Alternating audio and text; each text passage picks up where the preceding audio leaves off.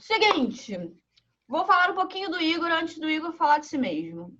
Escritor, músico, matemático, ator e atuante. E mais o quê? O que você pode falar sobre você?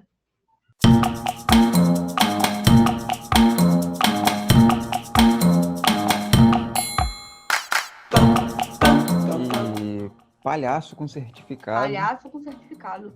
Mas infelizmente não atuante nessa área por enquanto. De repente, vamos ver, né? Igor, me conte sobre... Vamos começar que estamos falando sobre livros. Tô sabendo que você escreveu um livro aí. Me contaram. Passarinho Verde me contou que você escreveu um livro. Miscelânea de Tolices e Versos. Me conte. Primeiro, da onde surgiu? Como surgiu? Qual foi a ideia principal? Então, desde quando eu comecei a escrever poesia, tinha uma cacetada de coisa solta, perdida, de formatos diferentes, né? E aí foi por causa disso que me veio a palavra miscelânea, né? Aquela coisa de, é uma palavra bonita para você dizer que você tem uma bagunça na mão. Um monte de troço misturado. Essa é a melhor definição de miscelânea que eu já ouvi na minha vida. Vou botar isso na tela.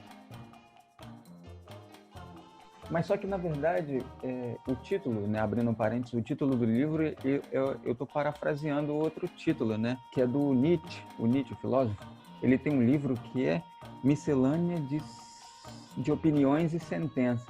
Eu falei, não estou aqui opinando, nem fazendo nenhum tipo de filosofia, né? É um monte de poesias de gêneros diferentes que eu tentei organizar em capítulos, cada um com uma proposta, e agrupei para fazer um livro, né? Aí eu fiz eu parafraseei o livro do Nietzsche pela ideia de coisas diferentes misturadas ali, e também porque fica chique você parafrasear um autor renomado. Fica maneiro. As pessoas leem a capa. Quem entende a referência? O Miscelânea, ele por enquanto é e-book, né? Mas tem planos para ele ser impresso ou você vai manter nesse formato?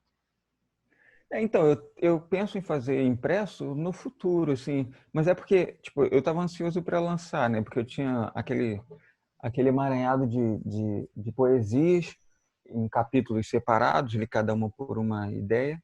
E eu queria lançar o primeiro livro, começar a movimentar as coisas, porque a gente fica com aquela coisa na cabeça. Tem um monte de coisa escrita, eu quero fazer, e nunca faz. Falei, não vou fazer com o que dá. E o que dava para fazer era e-book, porque eu não tenho a parte do gasto com editorial, com a coisa do impresso e tal, né, com papel, com gráfica e etc. Então, como eu queria botar o projeto para frente, eu fiz e-book. Mas eu vou esperar um tempo para lançar impresso, porque de outras experiências com o coletivo de quadrinhos que eu tenho com a Júlia, de fazer coisas impressas correndo e tal, e não ser tão bom assim, eu quis esperar um pouco para ter a experiência do e-book e ver o que eu poderia fazer com esse tipo de formato e como é que ia ser. Também para experimentar a coisa da plataforma da Amazon, né? Da Amazon. O livro do Igor está na Amazon, gente. Eu espero muito que o Farofa coloque o link em tudo quanto é canto. Sim, senhor. Sim, senhor. Pode deixar. A gente vai separar aqui o link. Inclusive... A Érica é a mulher da merchan, da patrocínio, eu nem preciso pedir. Me fale sobre codorna. O que você tem a me dizer sobre codornas? Elas são um bichinho fofinho, né? Botam um ovo por dia, geralmente. E quando igual trepidam? Galinha. Então, a Codorna é um coletivo que eu tenho com a Júlia, né? Na verdade, ela é a cabeça da Codorna. Estranha essa frase. Mas a Júlia é a cabeça da Codorna. Ela é a cabeça, ela que põe os ovos, né? Ela faz todo o Ô, trâmite. Júlia, eu não vou sério. nem comentar, tá? Sobre ela que põe os ovos. Pra quem não sabe, a Júlia é a futura namorada. Não, ela já é namorada, né? Agora ela é a futura esposa do Igor. Júlia vai vir aqui também. Júlia está escalada para vir aqui também, porque Júlia também tem um livro. Aliás, como é ter um companheiro, né? Uma companheira, nesse caso, que também escreve? É muito legal, porque, a gente troca muita figurinha sobre muita coisa, né? Se tem uma coisa que define o meu relacionamento com a Júlia é bate-papo, diálogo, conversa. A gente conversa muito. Acho que eu nunca conversei tanto com uma pessoa quanto eu converso com a Júlia quando a gente está junto, assim. E realmente a coisa da arte facilitou, né, a possibilidade de se expressar. Não que desde sempre eu tivesse um trabalho autoral nas coisas que eu fiz, né? Quando eu desenhava, eu nunca criei personagens, histórias, assim. Era sempre aquela coisa de estudar técnica, copiar coisas que já existiam, né? Fazer retrato, essas coisas. E no âmbito da música, eu demorei muito também a escrever, a começar a fazer músicas próprias. Na poesia também, eu li muita coisa antes de escrever minha primeira poesia, antes de começar a tentar fazer um blog. Eu tive um blog, mas eu acabei enchendo o saco assim e não foi para frente. Eu pensei em voltar a fazer blog há pouco tempo, mas ainda não comecei. De repente, né? Estou pensando ainda nessa ideia. Mas assim, a coisa de se expressar, de ter o trabalho autoral é bem mais recente do que o meu envolvimento. Mas ainda assim, mesmo não tendo o trabalho autoral, tem a coisa de você botar emoções para fora, as suas ideias ficam implícitas nas coisas que você faz, né? Como foi para você? Não, na verdade, não como foi para você. Qual foi o gatilho que você teve de sair da matemática e sair das exatas para as artes? Na verdade, quando eu fiz a matemática, eu fui uma criança, um adolescente e um jovem adulto razoavelmente medroso, saca? E isso me atrapalhou muito. Até uma dica que eu quero dar para quem estiver assistindo: a vida é uma só. Se arrisquem desde o início se vocês querem muito uma coisa. Não fica dizendo outra frase bonitinha aqui, não, que a gente vai usar as piores frases lá no Instagram. Eu só queria te dizer. Se essa frase não for pro ar, eu vou colar ela no comentário. Pô, preparei essa frase a semana inteira. Achando que ia entrar no Instagram, mas não ia mesmo, mas não vai mesmo. Mas voltando, falando sério agora. Não, é porque aí, como eu tinha medo das coisas não funcionarem, não darem certo, aquela coisa de jovem assim, que acha que só vai viver de arte no Brasil se você for muito famoso, né? E não é verdade. Muita gente, aliás, a maioria esmagadora dos músicos e artistas de qualquer área, eles não são famosos e conseguem viver de arte, né? É claro que é um risco e tal, você tem que viver correndo muito atrás e tal, né? Mas muita gente consegue, inclusive, em empregos estáveis, assim, como professor ou como trabalhando na parte artística de empresas e tal, dá para fazer, né? Mas como eu tive muito medo, né, e cercado de pessoas que também, sabe, é natural que as pessoas que te amam queiram que você tenha estabilidade e tal, então sempre fica aquela coisa, pô, será? Não é bem assim, pode não dar certo, é perigoso e tal. Então eu acabei fazendo uma faculdade que, na verdade, ela desde o início já era plano B, não era o plano A, saca? Mas eu fiz, não me arrependo, foi um período muito bom. Eu fiz matemática na UERJ, fiz licenciatura, fiz bons amigos, aprendi muita coisa lá, tanto do ponto de vista da matemática, mas da parte de didática, né, a parte pedagógica.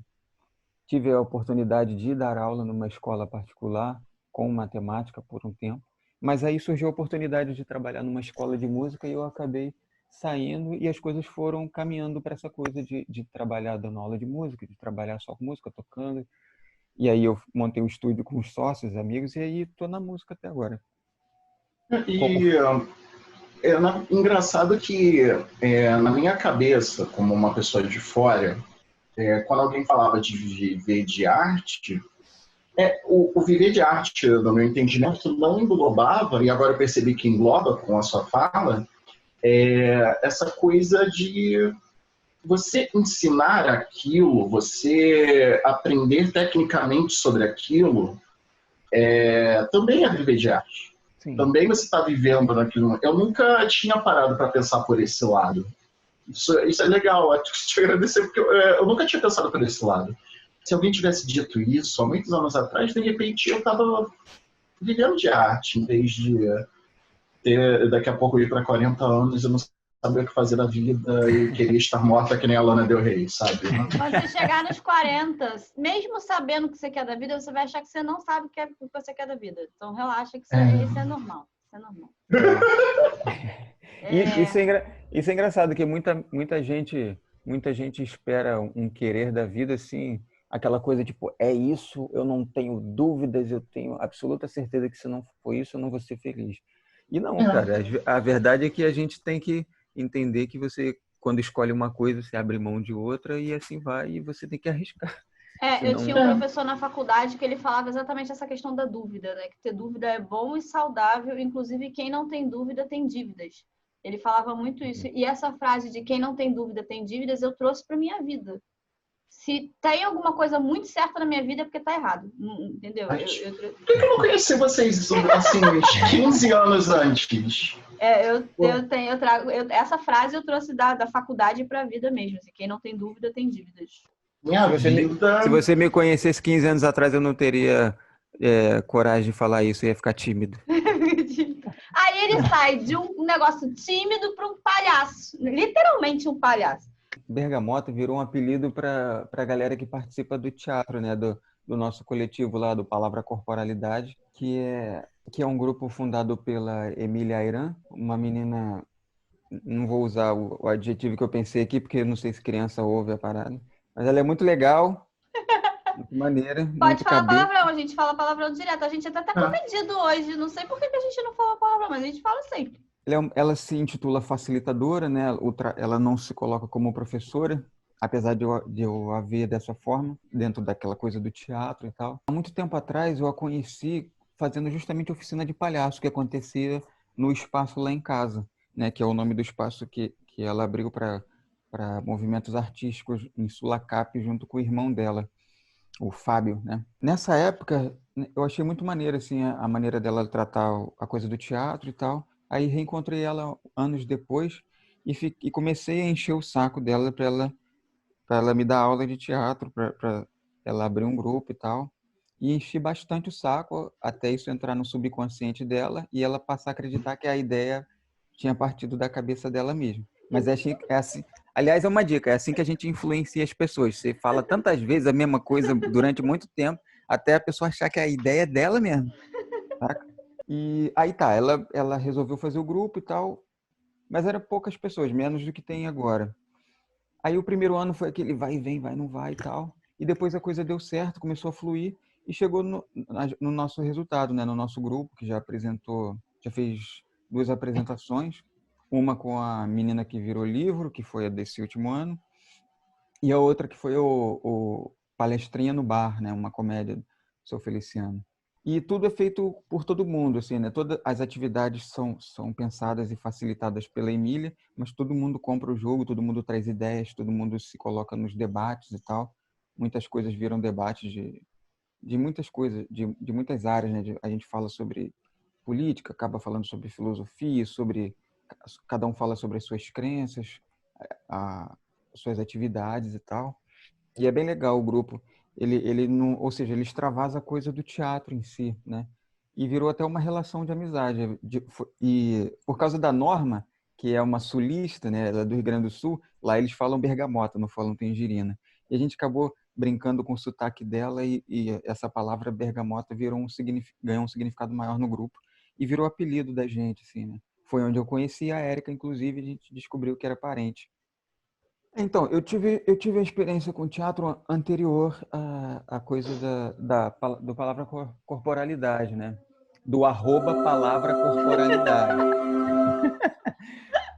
É bem legal estar em cima do palco, né? Aquela coisa, para quem cresceu como uma criança tímida, com dificuldade de se expressar, de botar a cara para o público, assim, o teatro foi um desafio. Mas pelo menos nessa época eu já estava acostumado a ter banda, a tocar para público e tal. Então já não foi tão coisa assim, né? Mas foi uma descoberta legal assim na vida. O teatro me ajudou muito. Assim, eu cheguei a fazer um curso que surgiu como uma ação do governo na época que eu estava no ensino médio. E como eu tinha passado por muito bullying, coisa assim, eu fiquei extremamente tímido, com medo das pessoas. E eu fiz foi assim, meio ano, uns 7, 8 meses, eu acho que a gente fez. Que a ideia do projeto era ter uma apresentação final no Teatro Municipal, mas aí a governadora da época, Adorável Rosinha, sei lá o que aconteceu, que cancelou tudo. Aí, né? Mas todo o benefício de fazer aqueles exercícios que no começo não tinham nexo nenhum, é um troço que eu carrego até hoje. Foi uma das experiências da minha vida que me ajudou muito a não ter medo de falar em público. Não que seja um orador, muito pelo contrário, mas eu consigo fazer o básico. Se eu tiver que falar para um monte de pessoas, se eu tiver uma noção do que eu tenho que falar, eu consigo. E se não fosse teatro, eu acho que eu ia ter medo de me relacionar com as pessoas e tal, enfim. E, enfim, só precisava confirmar isso. Que, gente, teatro funciona. Funciona. Eu nunca vi alguém dizer que tinha um problema que não fez alguma diferença. Assim. Não sou psicólogo para receitar porra nenhuma, mas... Não, faz diferença. Eu lembro que quando minha avó... Eu sou filha de avó, né? Eu tenho pai, tenho mãe, mas minha avó, por parte de mãe, é quem passava a maior parte do dia comigo, né? Então, minha mãe trabalhava, meu pai trabalhava de madrugada, porque ele trabalhava no correio e ele trabalhava no contraturno. E a minha mãe trabalhava o dia inteiro, então eu acabava ficando o dia inteiro com a minha avó. Então eu falo que eu sou aquela filha única de avó. E aí, quando a minha avó morreu, eu entrei num processo catártico ruim, assim, porque, enfim, era como se a minha mãe tivesse morrido e eu tive que reaprender. E aí, num desses processos de terapia e tudo mais, eu comecei a fazer teatro, eu tinha o quê? 13 anos. Na Lona Cultural Gilberto Gil, que hoje é a Areninha Carioca, aqui na Malé, né?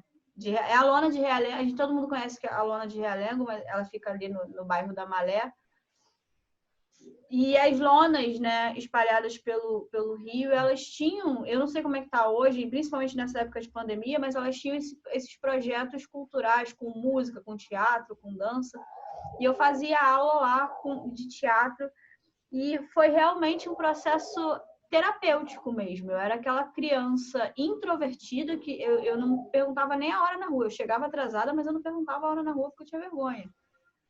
E o teatro foi aquela coisa tipo... Sabe quando você está atrás do véu e você atravessa o véu? Foi isso. Eu atravessei o véu e foi onde eu comecei a ver com as coisas com outros olhos, né? Com os olhos realmente, os olhos artísticos, né? Porque antes eu não via. Mas assim, façam.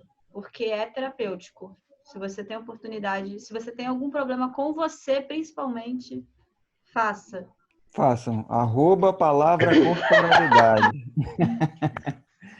César, inclusive, está convidado a fazer uma aula experimental com a gente toda sexta-feira, a partir de 8h30 da noite. Tamo junto, é pelo Zoom, tá convidado.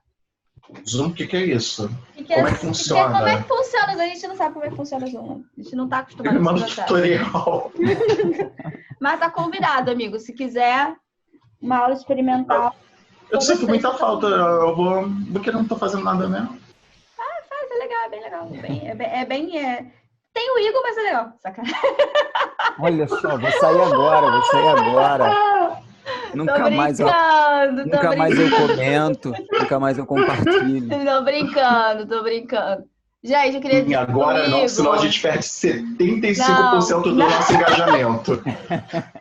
Não, eu queria fazer minha declaração de amor pro Igor, porque o Igor, ele não fala isso pra ninguém, mas todo sábado, a gente, na verdade, antes da quarentena, a gente se encontrava um sábado por mês, né? A gente ficava a tarde toda junto. E aí, todo sábado, o Igor comprava bolo de aipim pra mim. Todo sábado. Ele não fala isso pra ninguém, ele fala que era pra todo mundo, mas eu sei que era pra mim, entendeu? Então tá aqui a minha declaração de amor. Esse bendito desse bolo de aipim foi parar no prefácio do meu livro, só pra você ter uma ideia. Caraca, eu não acreditei, mas vou deixar, né? Escreveu com tanto carinho. Escrevi com tanto carinho. Mas a gente vive as turras, assim, é tipo guerra, mas é aquela guerra, tipo, de quem se ama. A gente se ama muito. Sim, coisa de parente. Eu acho, né? Miscelânea de bolo de aipim em breve na Amazon. Com bergamota. Isso. Bolo de aipim com bergamota, isso dá um nome. Não sei se é um álbum de MPB. Vou anotar. Uma banda, não sei. Se botar em inglês, seria uma música do Bob Dylan, com certeza. Então, galera, esse foi o bate-papo de hoje. A gente espera que vocês tenham gostado e me perdoado por não estar olhando para vocês, mas se eu não olhar para aqui e para o Igor, eu vou ficar maluco. E, enfim, eu espero que tenha adicionado alguma coisa para a vidinha sem graça de vocês de brincadeira. Eu vou cortar isso. Que absurdo. Dados polêmicos. E hoje eu tô fazendo programa puro, só água. Porque normalmente ele faz no vinho. Preguiça de ir no mercado, real. Então, gente, esse foi o bate-papo de hoje. A gente espera que vocês tenham curtido. Não esqueçam, pelo amor de Deus, de curtirem e comentarem se estiverem assistindo a gente no YouTube. Caso estejam no Spotify, segue a gente, compartilha, por favorzinho. Essa farofa nossa vai ficar muito grata. Se é que existe algo como uma farofa grata, somos nós. Somos uma subúrbio. Antes de eu encerrar, de eu dar o meu tchau, eu queria dizer, Igor, muito, muito, muito obrigada. Eu estou muito feliz de receber você aqui. De verdade, assim, muita coisa. E eu queria, antes de encerrar também, deixar aberto aqui para você dar todos os arrobas que você tem aí na vida, faça a sua propaganda. A gente vai colocar aqui no link, né, na descrição também, mas faça a sua propaganda dos seus trabalhos que são fantásticos. Então, de novo, agradecer pelo convite. É legal participar dessa coisa de bate-papo, né? Eu me amarro nessa coisa de bate-papo. Acho que a gente poderia fazer sempre. A gente, que eu digo assim, a gente em geral, né? Poderia fazer sempre essa coisa de trocar ideia e tal, rir junto nesse momento, então, que as pessoas estão isoladas ainda, razoavelmente isoladas, né? E em relação aos meus trabalhos, dá para achar várias coisas pelo Instagram, né? Eu tenho um Instagram onde eu dou dicas de violão para quem é iniciante, mas eu vou desenvolver para coisas mais complicadas para quem já não é iniciante. O nome é @1minutodeaula, né? Vai estar escrito aí na descrição. É @1, o dígito 1, min, né, de minuto, com N, de aula, tudo junto, tudo minúsculo, beleza? E tem o meu @pessoal, onde eu boto fotos, onde eu publico outras coisas que eu faço lá, que é o @euigorviana, tudo junto, Igor com I, Viana com um N só. Beleza? Tem o meu trabalho, meu livro que a gente falou aqui durante o podcast na Amazon, né, que é o Miscelânea de Tolices e Versos. E eu comecei a publicar há pouco tempo no Wattpad. Tem um trabalho no Wattpad que se chama Através, o nome do livro, né? Através. Uma mini coletânea de poesias. Bem curtinho. Eu tô para publicar uma segunda, mas eu não vou fazer promessa de quando vai sair, porque eu ainda estou organizando. Beleza. A gente vai cobrar no Wattpad também as crônicas, porque, né? Eu esqueci de falar do outro perfil do Instagram, que já que a gente está falando de literatura, eu fiz um perfil, é que ele tem pouco tempo. Sim, verdade, é verdade. Que eu fiz um Instagram para divulgar o livro, e ele acabou virando publicações autorais lá, né? Tem poesias autorais que não estão no livro, né? Que é o @tolices e versos, tudo junto. Lá tem várias poesias inéditas lá, dá para ver bastante coisa.